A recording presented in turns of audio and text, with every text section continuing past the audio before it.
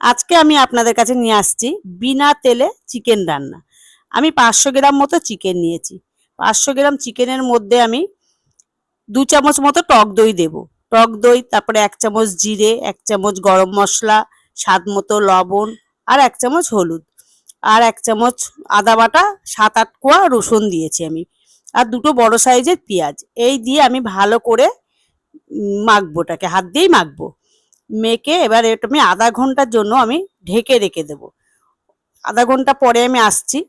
এবারে একটা কড়াই বসিয়েছি গ্যাসের উপরে। কড়াইটা গরম হলে আমি মাংসটা কড়াইয়ের মধ্যে তুলে দেব। দিয়ে ওটা মাঝারি আঁচ, মানে না আস্তে না জোরে, মাঝারি ভাবে রাখতে হবে। রেখে ওটাকে এরকম ভাবেই কষতে হবে, কষে ঢেকে ঢেকে কষতে হবে। কষার পরে দেখবেন জল ছেড়ে দিয়েছে। চিকেনে একটু জল ছাড়ে, একটু জল ছেড়ে দিয়েছে, ওতে কিন্তু আপনারা জল দেবেন না, ওরম ভাবেই কষতে হবে। দিয়ে কষার পরে দেখবেন যে তেল ছাড়ছে। আসলে তেলটা কিন্তু দইয়ের মধ্যে একটু তেলাক্ত ভাব থাকে, আর চিকেনে তো একটু তেলাক্ত ভাব থাকেই চামড়াতে, ওতেই হয়ে যায়। তারপর আমি কয়েকটা কাঁচা লঙ্কা দিয়েছি, আপনারা যেরকম ঝাল খাবেন দেবেন, আর একটু শুকনো লঙ্কার গুঁড়োও দিয়েছি।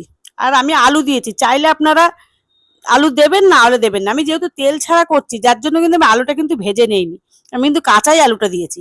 আর জলটা গরম দেবেন, ঠান্ডা জল দেবেন না, তরকারিতে গরম জল দিলে তরকারির স্বাদটা বেড়ে যায়। এইভাবে আপনারা করে নেবেন। এত সুন্দর লাগে খেতে তেল ছাড়া মাংস, মনেই হয় না যে তেল ছাড়া করেছি, এতটাই দুর্দান্ত লাগে বন্ধুরা। এইভাবে করে নেবেন। দেখুন মনে হচ্ছে যেন আমি তরকারিতে তেল দিয়েছি, কত সুন্দর তেলের মতো ভাসছে, এতটাই সুন্দর লাগে। বন্ধুরা, আমার যদি রেসিপিটা যদি ভালো লেগে থাকে, আপনাদের লাইক কমেন্ট করে আমার পাশে থাকবেন। আপনারা ভালো থাকুন, সুস্থ থাকুন।